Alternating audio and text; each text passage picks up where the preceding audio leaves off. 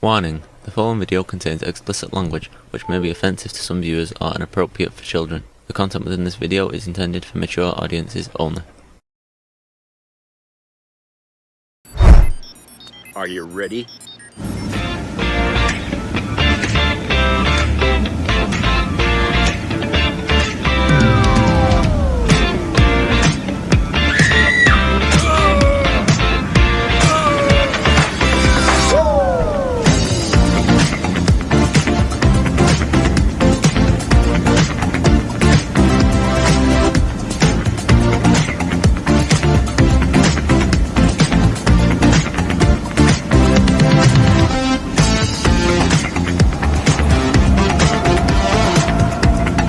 Hey everybody, it's Jeff.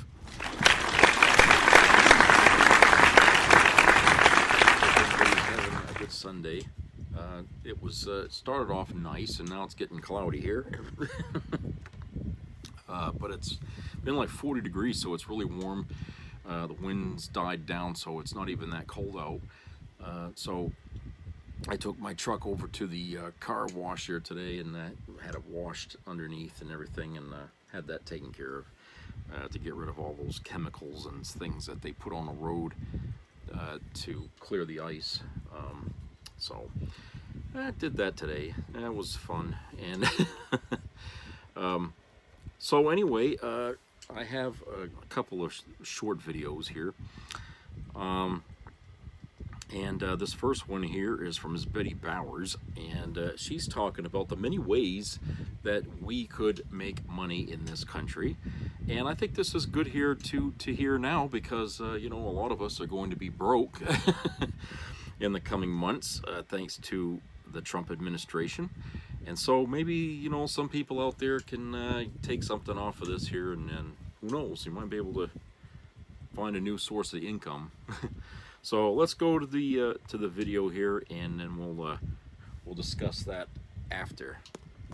There are many ways to become rich in America. Some are even legal, but one of the most popular roads to extravagant wealth is to open a business, especially if you call that for-profit business a church or a ministry. To most of the dollar-wielding public and the IRS, those are magic words that can lead to fortunes. For example, Joel Osteen is basically a smarmy motivational speaker, but he calls his business a church. A church that is a 16,800-seat arena. It was once the home of the Houston Rockets, another profitable business with a screaming paying audience. Osteen has a net worth of roughly $100 million. He lives in a $10.5 million, 70,000 square foot mansion. He has a garage with 20 car stalls for each of his exotic, expensive vehicles. I mean, what would Jesus do? Yes, Jesus did tell Joel to give all his money to the poor, but Joel realized if he did that, then he'd be poor, and they'd have to give it back to him. So he just skips a step and keeps it. Glory. Osteen claims that he makes most of his money off of book sales, not the church. My, that's a little clever by half, because those books would never sell without his fame from the church or the church marketing them. The bonus to making millions for God? Well, other than the 100% handling fee, you don't pay taxes on it. Any of it. You see, churches are considered to be public charities, also known as Section 501c3 organizations. As such, they are generally exempt from federal, state, and local income taxes. This law was based on the usually misguided assumption that not paying taxes would help free up money for pastors to help those in need. Sort of hard to square that with Joel Osteen locking out victims of a Houston flood because he didn't want to get the expensive new carpeting wet. Or Kenneth Copeland using his little gift from the IRS to gas up his Gulfstream jet to fly in luxury to one of his extravagant vacation properties. But with these public charities, charity begins at home, which is so often a multi-million-dollar lakeside mansion. For example, Franklin Graham skims off $720,000 each year from just one of his charities. It's called Samaritan's Purse, with the emphasis, obviously, on the purse. Atlanta's aptly named Creflo Dollar is worth between $27 and $30 million. His church made a tax-free $70 million in just 1 year alone. And if Creflo ever asks Jesus to take the wheel, it will be in a Rolls. According to televangelist James Robison's own financial report, his ministry pulled in $55,647,470 in 2023. In 2011, he cashed out $7,729,377.75 worth of stock. Glory! Being in business with the Lord is such a blessing. But when it comes to using God to grab piles of tax-free cash, nobody can touch Kenneth Copeland. In 2021, the Houston Chronicle reported that Copeland had a net worth of $760 million, making him the wealthiest pastor in the United States. Copeland lives in a $7 million, 18,000 square foot mansion, all paid for on the name of someone born in a barn. It is located next to a ministry-owned airport, which houses Kenneth Copeland's jets. He famously refused to ever fly commercial because he doesn't like being surrounded by demons. Frankly, anyone who has flown recently in America can understand the sentiment. Fun story! I once overheard Creflo Dollar say that Kenneth Copeland told him that he needed to get a Boeing because his Learjet was too small. Remember how in Luke 3:11, Jesus told his followers, if you have 2 private jets, give one to someone without. I'm kidding. Jesus was talking about coats. And these avaricious pastors wouldn't even listen to that anyway. Copeland claimed that God gave him his $7 million housing. Funny how the Lord won't even shell out $75 for a seedy motel room for Americans living on the streets. Mysterious ways indeed. And being able to afford an 18,000 square foot mansion with tax-free cash isn't a long enough ride on the tax-free gravy train for America's mega preachers. Oh no, not at all. Almost all of them claim such quaint rectories as a clergy residence. This exempts them from paying any property taxes under the parsonage exception. Without this loophole, Kenneth Copeland would have an annual property tax exceeding $150,000. That could pay for quite a few secular school teachers and lunches for their hungry students over the years. But Preacher Copeland needed a mink throw for the pool house, or was it the pool boy? Under the parsonage exception, New Orleans preacher Jesse Duplantis doesn't pay 1 cent in property taxes on this quaint little parsonage. Isn't the Lord good to us? Well, some of us.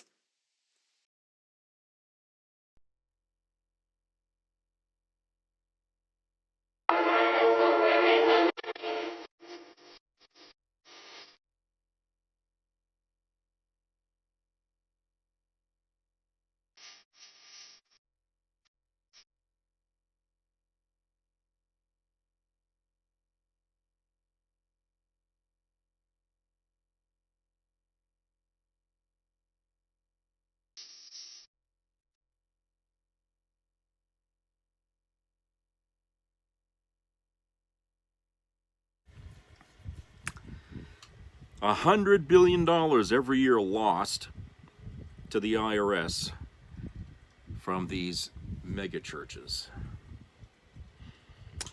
And they get to keep all the profits. Geez, do you know how much that would help our country if we could get these people to pay taxes on all that they have, okay? And it's not like they couldn't afford it, my friends. They certainly can. I mean, there's no excuse in the world why these people should have stadiums for a church, or to have, you know, how many Lear jets and whatever you want to, you know, and the property they own. I mean, come on. You know, that's Christianity for you. Jesus would have a fit. You know, Matt, remember how pissed off he got, according to the Bible, when he walked over to what was it, the temple there, and they had a goddamn yard sale or whatever the hell it was in the front of the fucking place. Okay, he had a fit. So what the hell, you turning my goddamn place into a fucking mall, and you know, this is supposed to be a place of worship, and you turn it into a fucking Walmart. You know, the place isn't about greed. You know, but you see how people are, even back then, how fucking miserable and greedy we were in there. We haven't changed. We haven't changed. You know, and so we got you know, the Christians today doing pretty much the same damn thing, only there's no Jesus around there to go over there and beat the living shit out of them for doing it. Okay, you know, it's sad, but it's also very telling, and it also explains why this country is in the shit that it's in. Okay, and largely because of the hunger for money. And the more people got, the wealthier they got, the more powerful they got, the more influential they got. Okay, and before you know it, they got their claws into the government, and not long after that, the government went right out the window. So, when they say, you know, money is the root of all evil, you better fucking believe it. You better fucking believe it, because it's the truth. And for those people out there who worship that almighty dollar, okay, just understand you're worshiping evil. Okay, you're worshiping evil. Now, I realize people out there need the money in order to survive, okay? I understand that, okay? But I'm not talking to you. I'm talking to the motherfuckers out there who are not starving, who have more than they could ever possibly need in their lifetimes, okay? Those are the people who could do without. Those are the people who could donate great big clumps of money to people who need it out there more than they do. Okay? Jesus. These people at the top are so fucking wealthy they could probably buy a Lear jet for every goddamn person in America. Jesus. You know what I'm saying? I mean, yeah, I might be exaggerating, but you get the picture. They could put every homeless person into a fucking home of their choice, practically, okay? You know, there's no excuse for any of that shit. While they're up there, you know, counting their fucking money every day, and eating caviar and having lobster for dinner every night, okay, there's people out there going through garbage cans and dumpsters. You know, all the guy's got to do, you know, one of these fucking wealthy people pull up, give the guy a fucking $1,000 or something like that, or more, okay? That wouldn't be no impact on him. But, you see, people don't think like that. When it's all about themselves, they can't think about other people. Like Trump. He can't think about other people. It's always about himself. He's the definition of what it is to be filthy rich. When you look at Trump, you're looking at all the other 1%ers in this country that have all the money. Okay? Because they all think the same way he does. They all do. They would just as soon take away every last dime that we have here in our pockets to give to themselves. And why would they need it? What, to go get a Big Mac somewhere? I mean, the amount of money that, you know, we each are walking around with wouldn't help them a fucking bit. You know, maybe, you know. So it's like, hey, you got enough. You got way more than enough. All right, you could take a castle from Europe and have it broken down brick by brick and have it sent over here to the States and reassembled as it looked over there, and you have the money, and you would have the fucking money to do it. Okay? That to me is ridiculously filthy rich. Okay? There's no point in that. You couldn't live long enough to spend all that kind of money. And then what happens? You give it to one of your kids and they grow up to be like Donald Trump. You create a monster, because They never knew a time in their life when they didn't have money and they didn't have to work for it, okay? It was just given to them, and it was like monopoly money. It was just play money for them, okay? They would just do whatever the hell they wanted, whatever came to mind, whatever thought, like, I feel like, you know, screwing a woman tonight. They just go out and do it, okay? They got the money. They could pick anyone they want because they know women will take it. I mean, they'll just fucking, here's $10,000. Let's go. You know what I'm saying? Any nasty thing that comes to the guy's mind, he's got the money to make it happen. All right? That's being too fucking rich, okay? When you could take laws and morality and just toss it out the fucking window because you've got the money to do it. No, you have no right to have that kind of a power in life. I'm sorry. Life is not supposed to be like that for anybody, okay? What was it Leonard Nimoy said there? One of the last things he said before he died. The more we share, the more we have. Think of that. The more we share, the more we have. So if the wealthy in this country could share the wealth around, do you realize how many of us would be able to have more? To be able to take care of ourselves more, to be able to, you know, create better lives, send our kids to school, okay, to get a decent education so they can achieve, you know, the heights of their talents. They could be somebody. They could actually, you know, cure something, you know. You know, we deny ourselves these advances in life because we are hoarders of money. We don't spread it around. We don't share. But if we did, you know, there would be less want in our country. There probably wouldn't be any homeless. Nobody be starving on the streets.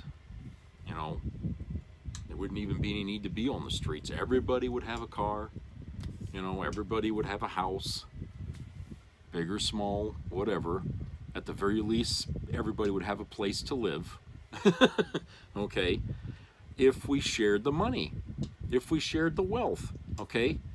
There's nothing wrong with that. I mean, in how do you say that? The golden years of America, where the wealth had to pay a lot more in taxes, the country as a whole was doing a whole lot better. And I'm talking about the 50s, okay, and the 60s. All right, people were able to do one income in their home and live pretty damn decent, a lot better than some of us today can. And I'm talking about people working 80 hours a fucking week. People back in those days had one income, worked, was it 40 hours a week or less, and they had a house. They had maybe one or two cars. They might even had a boat. But that one income was enough, you know, for them to save money aside to put their kids through college. You know, we can't do that anymore now. Nobody ever wonders why, especially those of us who lived those years and remember, you know, how there was fewer poor and more middle class in this country than there certainly is today. And we don't really sit back and say, I didn't realize we lost that much in this country over the last 50 years or whatever. You know, we have. We really have. We went down, you know, in the grand scheme of time, we went down pretty damn fast in less than 100 years. Okay? I mean, we were booming like a bastard after World War II. Okay? Because we created all these factories for the war effort. Well, we converted those factories when the war was over to building cars and stuff, okay? And there were jobs galore, all right? We were booming like a son of a bitch in this country in those days, and we were sailing along, you know, right up until we hit the fucking 80s, and then goddamn Ronald Reagan reversed all that, all right? So, like I said, we were doing way good back in those days, but now,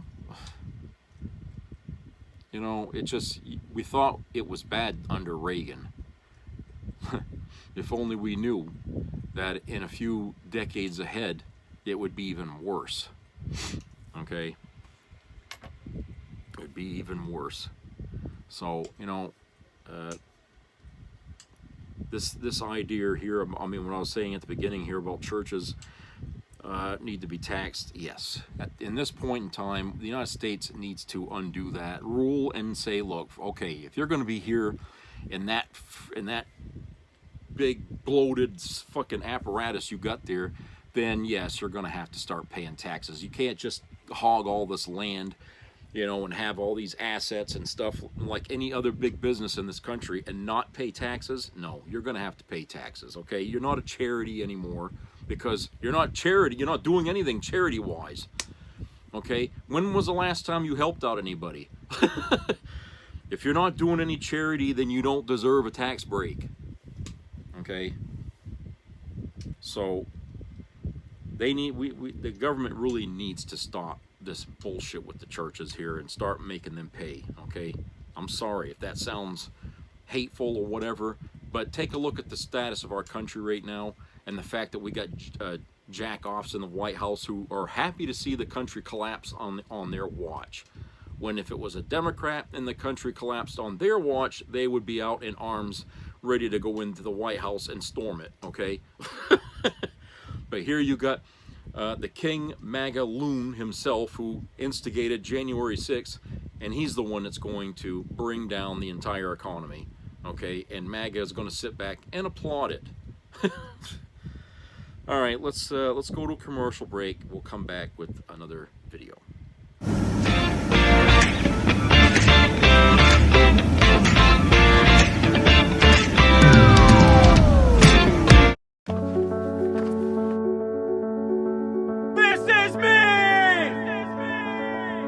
I'm Alex Curtis. I'm a lobsterman in Maine, and this is me. I'm Roxy Sugar, and this is me. I'm Eric Hopkins. I'm an artist, and this is me. This is me. Me. This is me. This is me. At the end of the journey, the main thing is you. Original. I can't get hard, not even with the blue pills. Will the salt trick work for me? All right, pay attention. If you're over 35 and not as firm as you should be, or if you're popping the champagne a little too early, I highly recommend the salt trick. In just 20 seconds, you can prepare this drink, and your anaconda will stand tall for hours, almost immediately. This homemade salt tonic has been used for years by Brahmin bull breeders in India to help them stay firm and mate with up to 20 females at once.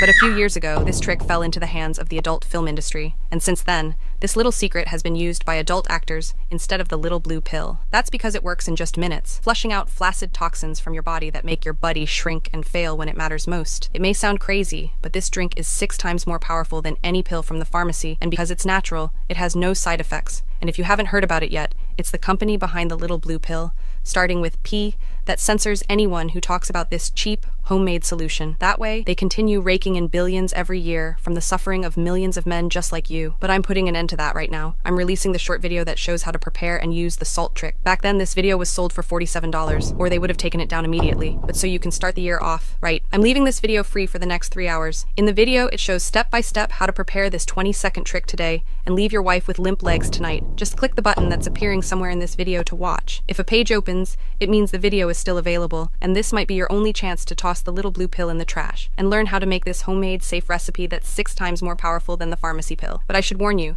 this video contains some pretty hot scenes, and it also shows an African green tonic used by tribes in North Africa to grow their tool to the point of outgrowing all their underwear. Do not use if you're already too big or satisfied with your size. And also how to eliminate the flaccid toxins that are sabotaging your hardness and shrinking your little guy like a turtle. Watch with headphones on. As I mentioned, the video is uncensored and shows exactly how this trick works to make your buddy rock hard. So click the link below and watch while it's still available. How big 12 inches is.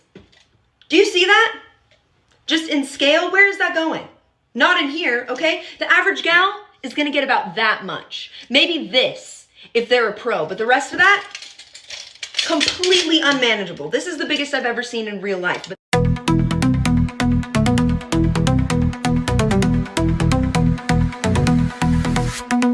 one half dick and one half dater. McDonald's of lad for later. My little toe trembles whenever you call. I wanna be inside you like a Russian doll. I'm your golden cow, your Moscow mule, oh vladdy daddy. I'm your useful fool.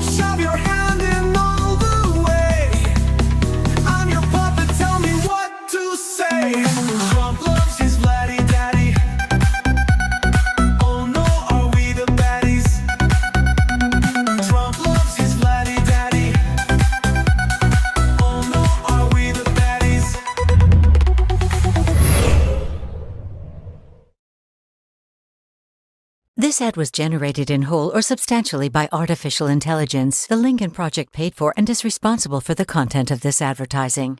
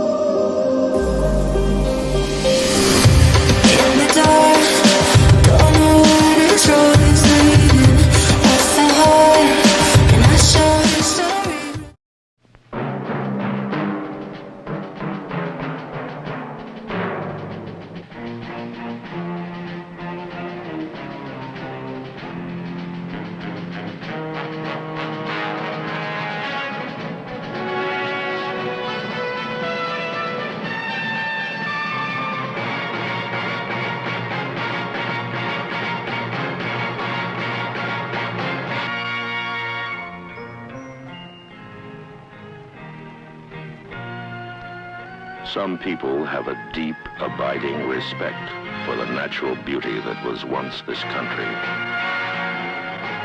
And some people don't. People start pollution.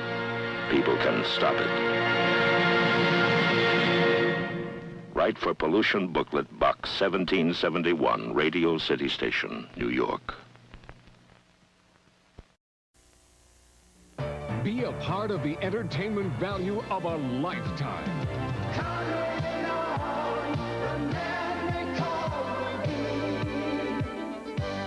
I loved it. It was the best performance I've seen in a lifetime. I loved the show. I liked it very much. He's a very entertaining man. It's well worth the money. Now appearing in Charlottetown, coming to Halifax November 6th to the 18th, and St. John November 20th through the 26th.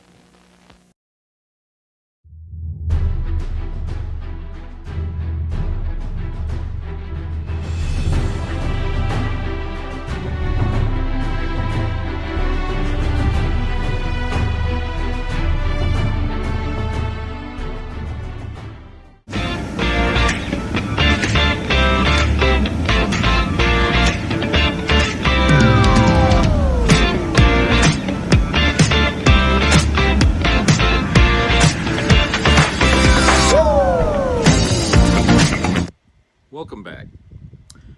Here's a little update on the video that I had made, the previous one. I had talked about how Trump was attacking Maine here with this, registering newborns.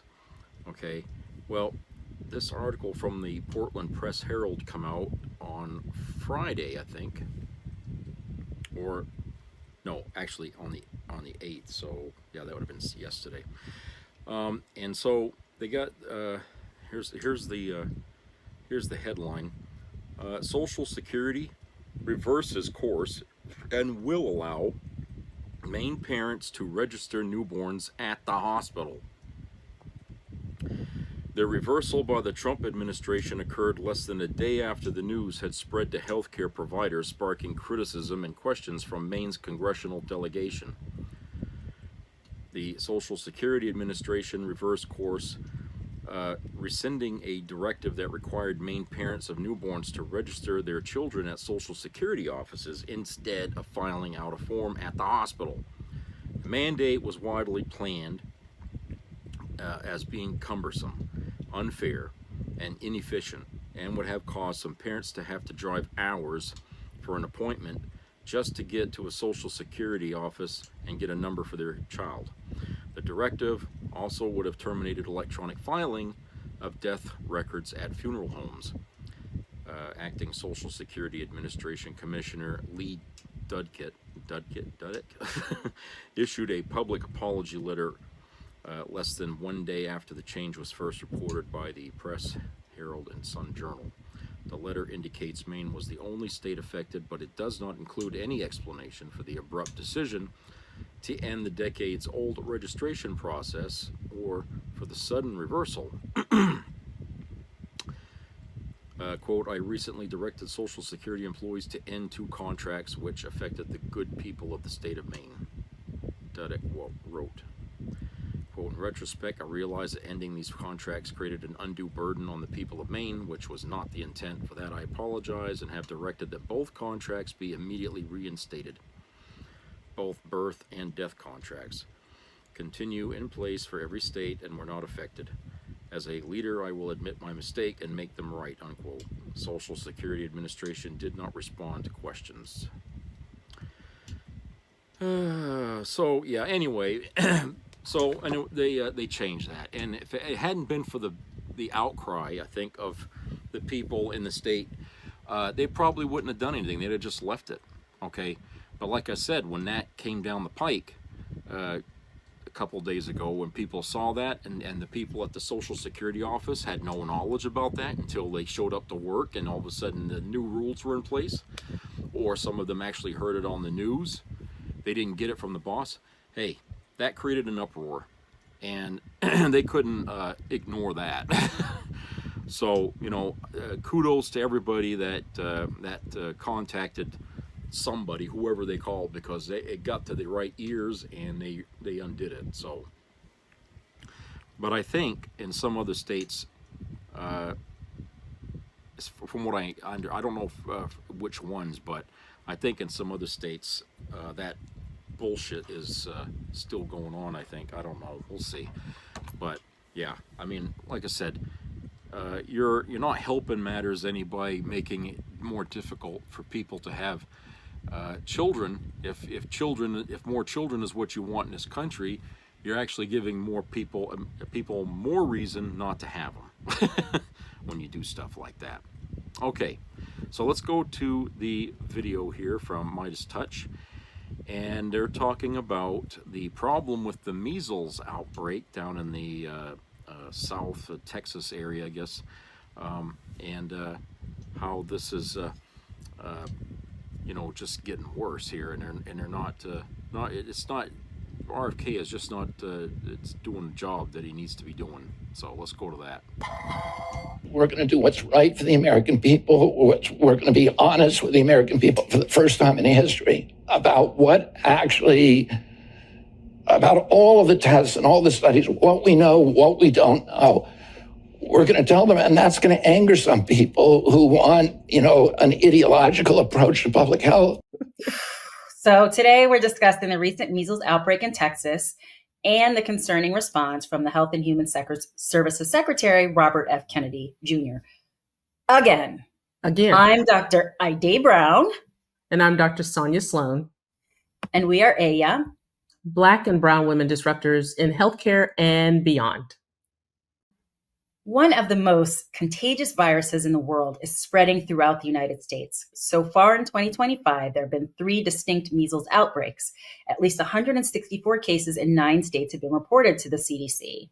The largest of the outbreaks is in West Texas, where the total number of people diagnosed with measles grew to 146 on February 28th, and an unvaccinated child died in the region last week. It was the first measles death in the United States since 2015. So I'm going to say that again, guys. The first measles death in the United States in a decade. So while the focus in recent weeks has been on Texas, per CDC reports, those 8 other states have actually confirmed cases of the measles. 9 cases have been confirmed in New Mexico's Lea County, and at least 1 case has been confirmed in Alaska, California, Georgia, Kentucky, New Jersey, New York, and Rhode Island. So basically all around the country. So again, as of now, Texas is grappling with the largest measles outbreak and that unfortunate death and preventable death of a healthy and vaccinated child. So what did the recently appointed HHS Secretary RFK Jr. say this week in an interview on Fox News on America's Newsroom? He acknowledged the outbreak, stating that the CDC is seeing, quote unquote, very good results with measles treatments in Texas. Excuse me? What? The numbers are increasing. A healthy child died. Simply put, those are not good results. And RFK Jr. also had this to say. Can you roll that clip? What we're trying to do is really to restore faith in government and to make sure that we are there to help them with their needs and not particularly to dictate what they ought to be doing. Right now, we have, we're delivering vitamin A.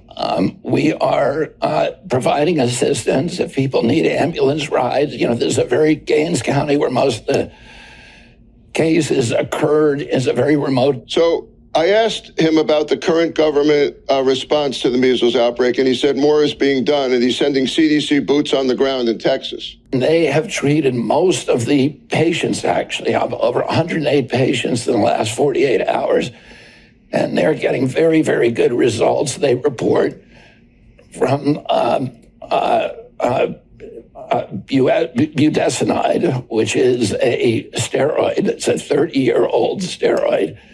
And clarithromycin, and also cod liver oil, which has high concentrations of vitamin A and vitamin D. Wow. Okay, so let's start with this. The Health and Human Services Secretary, Robert F. Kennedy Jr., appointed by the Whig, has some right ideas about treating measles, but if you already have measles, put it into context, none of this stuff is really working. And he's pushing these treatments is not the right idea. In fact, it's wrong and it's very dangerous. So Kennedy has been touting alternative treatments like a steroid, an antibiotic, and wait for it, cod liver oil. Seriously? I mean, I remember seeing that in my grandmother's counter, you know, and it was nasty back then, but we know it does have great vitamin A and vitamin D. But again, for overall health, and let's be real, this is not the time or place to be pushing some home remedies. You know, these are for patients that already have it and have it so bad that they're being treated with supplements and things that can help them through the process. But there is no replacement for an actual vaccine to eliminate measles in the United States. And of course, he's saying all this as we know that he's been an anti-vaxxer, and now apparently a lot of other people are, and kids are dying for it. So why not just say, Mr. Kennedy, America, get your kids vaccinated? But that would be the easy thing, right? So let me be very crystal clear. Dr. Brown and I are not giving medical advice, but we are trained medical doctors. Let's say it again. We are trained medical doctors, unlike RFK Jr. And we are recommending you speak to your physician and your pediatrician. And Robert Kennedy has also said that, but it's a little bit too late now. You've already pushed your own agenda. So you trying to somewhat support sending the CDC in now after you previously shut them down, it's all hindsight. So yeah, while vitamins and some medications can help with recovery, they don't prevent measles. Understand that. The measles, mumps, and rubella, the vaccine, it's safe, it's effective, and it's the best way to prevent outbreaks. So Kennedy's failure to emphasize vaccinations isn't just misguided. It's the direct threat to our public health, leaving millions of unvaccinated people at risk. What do you think, Dr. Brown? That's another deep breath. Yeah, deep breath. It's a lot. It's a lot. Measles is a preventable disease, preventable. So yes, you know, we here at AYA, as well as our Midas Touch Network, we are not afraid of the truth. We actually believe science. So scientists and public health leaders typically promote evidence-based practices. And I think that we can all agree that they have a responsibility to promote that. And that's really not what's happening. These heads of our health responses should not be shutting down science-based health websites that millions use daily for trusted information. Nor should public health leaders stop funding for medical research for things over like cancer and other diseases that affects all Americans. And nor should true leaders gut programs in the name of DOGE at the tune of $880 billion from social programs that really provide the safety net for many in this country. That's your Medicaid, Medicare, your SNAP, which are food stamps, and CHIP, which is your child health insurance program, all of which these cuts directly affect millions of people's health as well as their well-being. So true public health leaders would actually advocate for what is best for children and best for the country as a whole. Vaccination is the cornerstone of measles prevention, and shifting the focus to unproven treatments is not just irresponsible, it's incredibly dangerous. Treatment of measles is mostly supportive, but prevention is the means to control this disease. RFK Jr. apparently shipped some measles vaccines out to Texas, but one would say, isn't that a little late? So let's put up this great graphic from the CDC. So just for everyone to really know about measles, what should we know? It's highly contagious. It's spread through air and lingers for hours after an infected person coughs or sneezes. The early symptoms are fever, rash, cough, and red eyes, and often you're contagious before the symptoms appear. There are serious risks. You can get hearing loss, brain swelling, pneumonia, and even death. And that's especially true in young children, pregnant women, unvaccinated individuals, and those with weak immune systems. And high infection rate. 90%, that's 9 out of 10 of unvaccinated people exposed to measles will get infected, and 1 in 4 will need hospitalization. So what to do if you're exposed or showing symptoms, one of those being a rash that can spread from your face downward? You need to isolate and contact a health provider immediately. Again, the best prevention is a vaccine. What do you say, Dr. Sloan? I say bravo. I love graphics and we love the CDC. And so I wholeheartedly agree. In the midst of all this chaos and confusion, please, we want to urge you to protect yourself, protect others, and get vaccinated and be informed. We understand in making these health decisions, you can feel somewhat overwhelmed because we all are right now at this time in history. But when it comes to measles, the fact is very clear. Vaccination is the safest and most effective way to protect your family and yourself and our communities. Measles is not just a rash, and you'll hear that over and over again. It can have severe complications. But if you're getting vaccinated, it's not just about you. It's about safeguarding those that you love and people around you. It's about our communities. Talk to your doctor, get the facts, choose prevention. And because your health starts with a decision you make today, it's going to affect all of us in the long term. So getting vaccinated, protecting your communities is our nation's health. Because right now, no one is at the helm, and we need you to take charge. Yeah, we are a rudderless ship. Well, that's it for today's episode. Stay informed, stay vigilant, and remember, the truth is our most powerful tool. Thank you for watching. We are Aya, contributor. Okay, so, yeah, it's pretty bad. I mean, why RFK Jr. is in charge of this country's health matters here, and he's not even a doctor or even a fucking nurse for that matter, for Christ's sake. I mean, what, you would think that if you put somebody in charge of a department like that, they'd have to have some background in medicine, right? I mean, wouldn't you think? But no, they picked him because he knew he was incompetent, okay, and he was an ass kisser for Trump, and he would just do what he wanted. But it's like, the logic behind putting him in there is like this. I mean, if your car breaks down, would you take it to a florist to have it fixed? Of course not. So when your country's got a problem like an outbreak like measles, why would you put that in the hands of RFK Jr.? Okay? He doesn't know anything about that. And the fact that we have a child dying of measles in 2025 is laughable. Okay, shouldn't be happening. We got vaccines for that. We got all kinds of ways to combat that. And RFK is just swept that off the table like it means nothing. Instead, he wants our country to continue to live in a way that we deny science, we deny the truth, we deny facts, we deny anything that helps us, okay?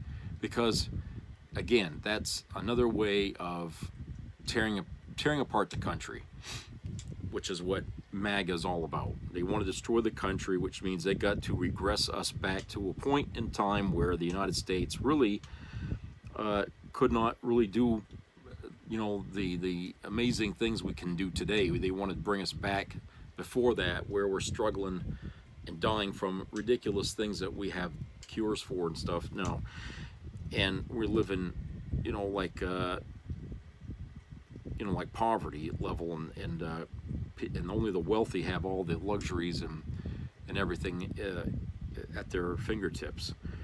And you know, it's just ridiculous. You know, I wish somebody out there in Washington D.C. and you know, there are some people. Okay, I'm not going to say there aren't any, but I wish somebody could take the lead here on this, the way Trump took the lead during his campaign years,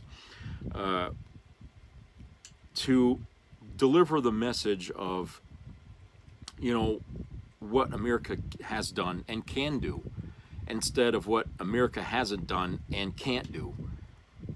All right, isn't that sort of what people were mad at Hillary Clinton about when she was running for president? Okay, and somebody had asked her a question about college, you know, having free colleges or something like that, and she said, no, we can't do that. You know, that really hit the press hard, you know, because that went around, and a lot of people got pissed off at her for saying that. Okay, they looked at her as like, well, you know, she's not a person who would try. She's already made the choice that, you know, we're not going to have the ability to send more people to college. You know, she just, you know, shot it down right off the bat. People don't like hearing stuff like that. They don't like to hear from someone that's running for a high office that things can't be done. All right, but now it's all the reverse, because people don't want to hear what this country can do. They only want to hear about what the country isn't doing, and they want to bitch about it, and they want it fixed, but they don't know how to fix it, or they don't have the wherewithal to be able to. Okay,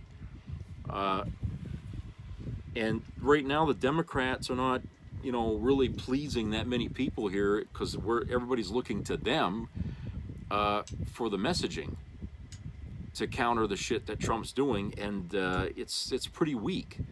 I mean, there's what you got, AOC out there, Bernie Sanders. You know, you have you know, 3 or 4 people in the Democrat Party that are out there being vocal about things, making suggestions, trying to rally the cause. You know, beat the grass to get people going. But everybody else is sort of, you know, they're walking around with paddles, saying, you know, Musk is a liar. That's the extent of what they're going to do to oppose Trump. And, you know, I say to that, fuck you, okay? If that's all you got, you've got nothing. You know, don't waste the paddle. Don't waste the paint, okay? Keep that shit at home. America needs more than that. We can go out there and do that shit. If you're going to just go to these places and hold paddles with signs on them, let us do that, because that's all we're allowed to do, basically. But you guys, you're at ground zero. You can do a whole lot more than just hold paddles at a fucking State of the Union speech. Okay, you guys can raise all merry hell in there, where we can't. You know, and you sat there and you let Representative Green take the hit for you guys. Okay, and you let 10 of you Democrats voted to censure him. What do you think that makes how that looks to us? Okay, it looks like you're not on the same page. Okay, you guys aren't living in the same reality we are. You don't see it. Okay, because a lot of you people are not in your districts right now. You're goofing off at a golf course, you know, or screwing some idiot there in a hotel. You know, you guys are just living it up, while the rest of us are worrying about how we're gonna fucking make ends meet tomorrow. All right, and how the hell are we gonna have our job tomorrow? You guys aren't worrying about that. You're out of touch. And isn't that the whole reason why you guys lost the last election in the first place? Because people saw you guys as being a little out of touch. All right. You know, Trump was out there feeding people what they wanted to hear. You guys were out there feeding people things they wouldn't believe. And you can't make them believe it, because the other side was delivering their message and you weren't. Internet supremacy was one of them things you guys didn't have, where the right wing did. They were reaching the young people at home in their bedrooms on their laptops, okay, while they're looking at porn. Okay, you guys weren't doing anything. You were just using the old style manner of getting the message out, which nobody uses these days. Nobody really watches the news anymore, okay? They get it all on the internet, okay? Or they listen to talk radio, all right? But you guys, you're not really trying that hard, okay? I don't know what it is. Maybe you guys are just getting too old and you just don't have the energy anymore. If that's the case, just resign. Give the job to somebody younger who has the energy and the rage to be able to do something done. You know, that's what they need. You got to have anger. When you're a politician and you want something done, you got to be angry. If you can't stay angry, then it's time for you to retire. You know, where do you think courage comes from? Anger. When somebody is so fucking mad, you know, that they see red, then it's not a matter of courage. It's just blind rage. It's like road rage. You think, oh, that guy's got courage to go out and drive that way. No, it's just fucking anger. Okay? Don't mistake that for courage. It ain't courage. It's just fucking rage. And when you're not mad and you're not invested in something and you're not angry enough to finish it, then you're not doing anything. That's what you got to do. You got to have the courage. And that means you got to have the fucking emotional initiative, which comes from rage in order to get things done. Okay? How do you think this country fought in wars and stuff like that? It wasn't because people dug deep into their psyche and to find the courage. No, they saw their friend get their head get blown off, and they got so fucking pissed they grabbed whatever they could get their hands on and they went after the son of a bitch. Okay, that's how we fight and win wars. Okay, so in this case, we don't have enough anger in the Democrat Party right now to go after these sons of bitches here that's put this country on its ass. All right? And I'm not just talking about the politicians, mind you. I'm talking about the voters themselves. Okay? We need to get out there. And when we see the opposition, you go after the opposition. Okay? You make it known that we are not weak. That you should be afraid of us when you see us. You should be running your fucking ass off if you see us on the fucking street, okay, screaming or protesting. Because if we see you, we're coming after you. Okay? That's the level of protest you have to be doing right now. Because we are at the cusp here of seeing our country completely burnt to the ground. All right? And Gavin Newsom, you given your first video blog to some goddamn lunatic that's a Klansman, if you want to call him. Okay, what the hell was that all about? You know, the Democrats were thinking that you might have been a good choice to run for president. And you given your first interview to some crazy, psychotic, misogynistic, racist pig, okay, was really like a stunner because nobody thought you'd do something like that. So, you know, you probably just shot your career in the foot and your chances of being president just went right down the tube. So thank you, Gavin Newsom, for, you know, screwing it up for a lot of people who had high hopes that you might be you know, a good choice to be president, okay, for the Democrat Party, okay? Obviously now we know you're not. Because if you're willing to give the floor to somebody and you know, sugarcoat the conversation and treat them, you know, like respectful. No. If you had Hitler there, would you sit there and talk that way? No, you wouldn't, okay? You don't give airtime to MAGA because that's what they want. And you don't try and think you can change the way they think because they won't. These people are a cult. And as a cult, they will take their beliefs to the grave.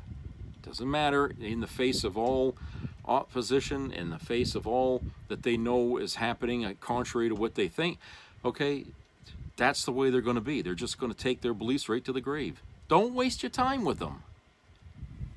Ignore them, okay? That's the worst thing that could happen is this: the rest of the country just fucking ignores MAGA, okay? And that's what will happen once Trump is gone and we start trying to fix whatever he did to this country. MAGA can stand on the fucking corners and scream their bloody head off, but nobody's going to care what they have to say at that point, okay? Nobody's going to care. So don't fucking care about what they're thinking now, because it doesn't matter. They did their damage. They voted their way, okay? Where we need to be directing our efforts now is in slowing down Trump, trying to do what we can to stop him while we still can. Okay?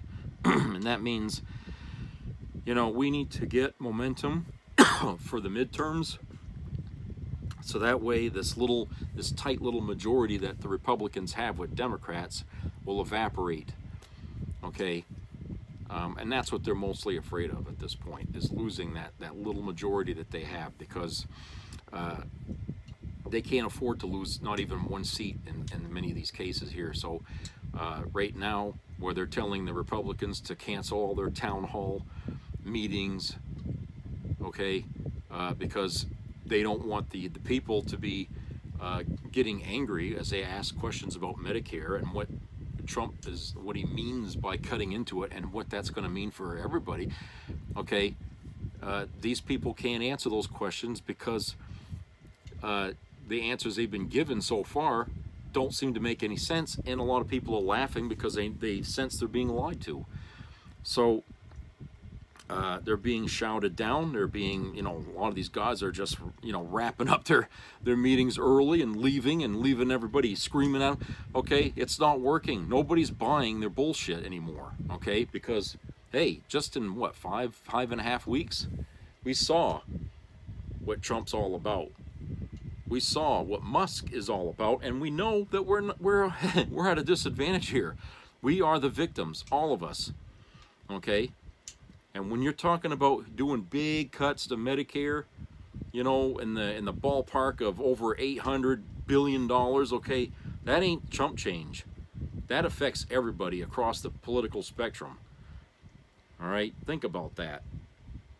Those kind of cuts don't just, nickels and dimes, okay, or you might lose a little bit here. No, we're talking about staffing. We're talking about all kinds of shit. Cutting corners all over the fucking place.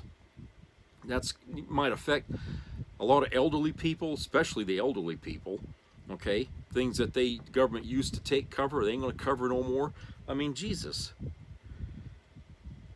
I feel like, if there's a time in American history that needs to be grabbed and seized at this moment, it's now. And I'm talking about universal health care. We need to have that.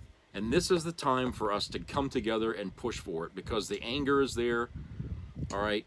And after what happened here in New York with that CEO, okay, there's still talk going on about that. And now is the time to pick up that baton and continue again. We tried it, with Obama. We got so far with it, but the job wasn't done, okay? That we haven't finished what we started then. We need to continue that. But for some reason, after we got the ACA, everybody said, okay, that's it, problem solved. No, it didn't solve a goddamn thing. Okay, it gave more people access to health care, okay, but it didn't solve anything. And then, because people are still struggling with it. They're still being, passed down. They're still being, whatever you want to call it. People are getting dropped. Okay, it's still happening. They're just finding other ways to do it. But you're not going to be able to make deals with the private sector for healthcare coverage that's going to be, worth anything. But if they have competition with the government system that's universal, hey, they'll straighten their shit out pretty goddamn quick. So for people who are getting healthcare through a private company, you'll get better healthcare, because when the government operates a system of its own, and more people go to that, okay, they'll sweeten the pot better for people on the other end, on the private sector. Okay, they'll start buttering your bread a bit more. So it benefits everybody to have decent competition, and that's the only way you're going to be able to get a much better healthcare system in this country. Is you've got to give the private sector more competition, which means the government should get involved. Okay, and but trying to get that done now with Dingbat as the president. That's not going to happen. Okay, so we need to keep the interest alive in America on that issue there. We need to keep the momentum going on the healthcare problem, because it is a big problem. It causes a lot of people to lose their livelihoods when they have illnesses that cost thousands and thousands of dollars to fucking deal with. Okay, most people can't absorb that in their budgets. Okay, and so you got to do something. You can't let that go on. The rest of the world's laughing at us because we claim to be the best country in the world, and yet the people living in it are having the worst time in it. It's not. It's just not what it should be. It's not. All right, so let's call it a day here, and I hope everybody has a great work week coming up. So please subscribe, share, comment, and keep your ears open for health issues. And be a community out there, help each other out as we go through these days. So I'll talk to you all later. Take care, everybody.